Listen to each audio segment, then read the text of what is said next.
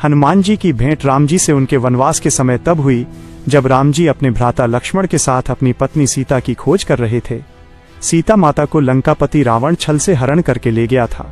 सीता जी को खोजते हुए दोनों भ्राता ऋषिमुख पर्वत के समीप पहुंच गए, जहां सुग्रीव अपने अनुयायियों के साथ अपने ज्येष्ठ भ्राता बाली से छिपकर रहते थे। वानर राज बाली ने अपने छोटे भ्राता सुग्रीव को एक गंभीर मिथ्या बोध के चलते अपने साम्राज्य से बाहर निकाल दिया था और वो किसी भी तरह से सुग्रीव के तर्क को सुनने के लिए तैयार नहीं था। साथ ही बाली ने सुग्रीव की पत्नी को भी अपने पास बलपूर्वक रखा हुआ था।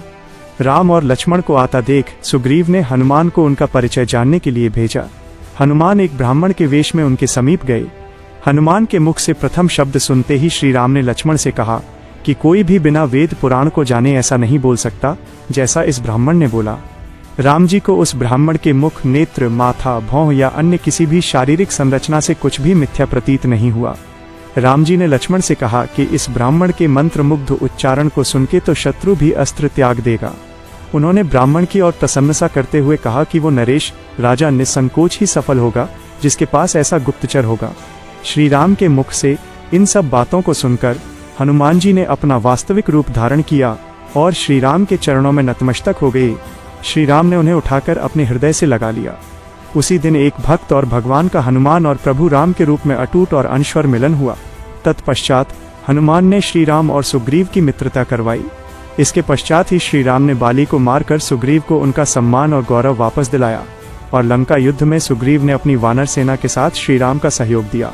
सीता माता की खोज में वानरों का एक दल दक्षिण तट पे पहुंच गया, मगर इतने विशाल सागर को लांघने का साहस किसी में भी नहीं था।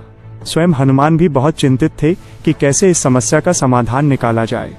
उसी समय जामवंत और बाकी अन्य वानरों ने हनुमान को उनकी अद्भुत शक्तियों का स्मरण कराया।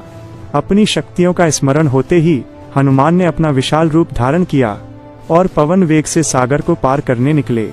रास्ते में उन्हें एक पर्वत मिला और उसने हनुमान से कहा कि उनके पिता का उसके ऊपर ऋण है। साथ ही उस पर्वत ने हनुमान से थोड़ा विश्राम करने का भी आग्रह किया, मगर हनुमान ने किंचित मात्र भी समय व्यर्थ न करते हुए पर्वतराज को धन्यवाद किया और आगे बढ़ चले। आगे चलकर उन्हें एक राक्षसी मिली जिसने कि उन्हें अपने मुख में घुसने की चुनौती दी। परिणाम स्वरूप हनुमान ने उस राक्षसी की चुनौती को स्वीकार किया और बड़ी ही चतुराई से अति लघु रूप धारण करके राक्षसी के मुख में प्रवेश करके बाहर आ गए। अंत में उस राक्षसी ने संकोच पूर्वक ये स्वीकार किया कि वो उनकी बुद्धिमत्ता की परीक्षा ले रही थी।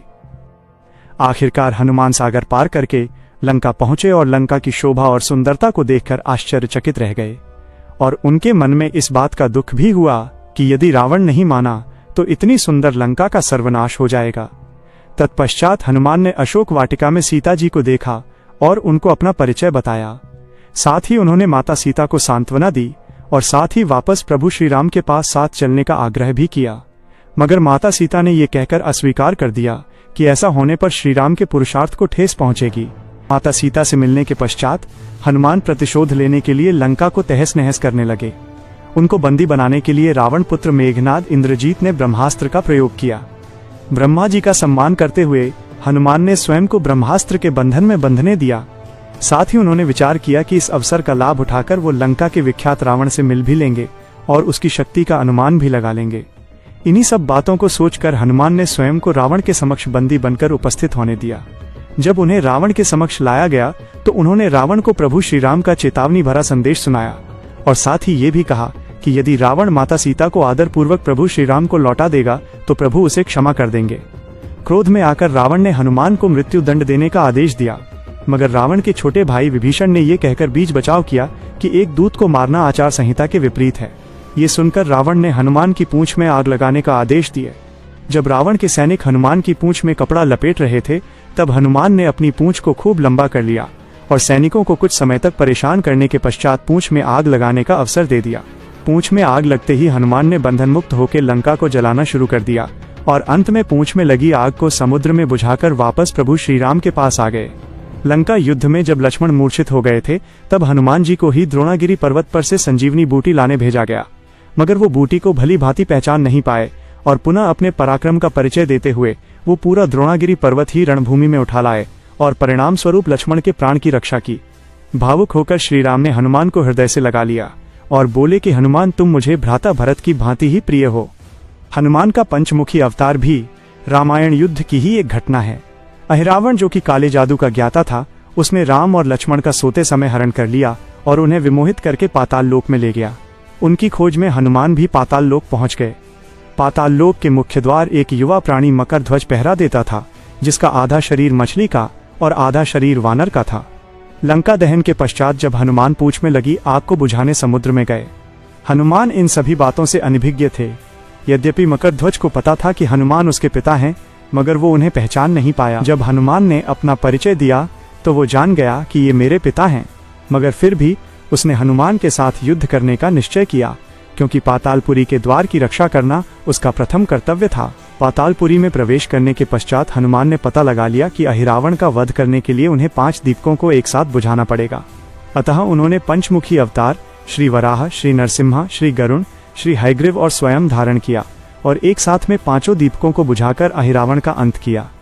अहिरावण का वध होने के पश्चात हनुमान ने प्रभु श्रीराम के आदेशानुसार मकरध्वज को पातालपुरी का नरेश बना दिया।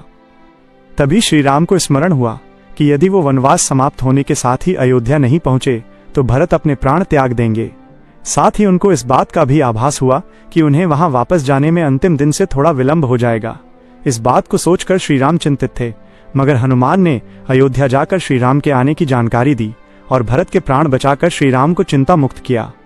अयोध्या में राज्याभिषेक होने के बाद प्रभु श्रीराम ने उन सभी को सम्मानित करने का निर्णय लिया जिन्होंने लंका युद्ध में रावण को पराजित करने में उनकी सहायता की थी। उनकी सभा में एक भव्य समारोह का आयोजन किया गया, जिसमें पूरी वानर सेना को उपहार देकर सम्मानित किया गया। हनुमान को भी उपहार लेने के लिए बुलाया गया। हनुमान मंच पर गए, मगर उन्हें उपहार की कोई जिज्ञासा नहीं थी। हनुमान को ऊपर आता देखकर भावना से अभिप्लुत श्री राम ने उन्हें गले लगा लिया और कहा कि हनुमान ने अपनी निश्चल सेवा और पराक्रम से जो योगदान दिया है, उसके बदले में ऐसा कोई उपहार नहीं है जो उनको दिया जा सके।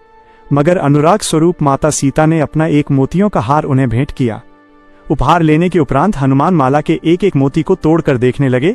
ये देखकर सभा में उपस्थित सदस्यों ने उनसे इसका कारण पूछा, तो हनुमान ने कहा कि वो ये देख रहे हैं मोतियों के अंदर उनके प्रभु श्रीराम और माता सीता हैं कि नहीं, क्योंकि यदि वो इनमें नहीं है तो इस हार का उनके लिए कोई मूल्य नहीं है।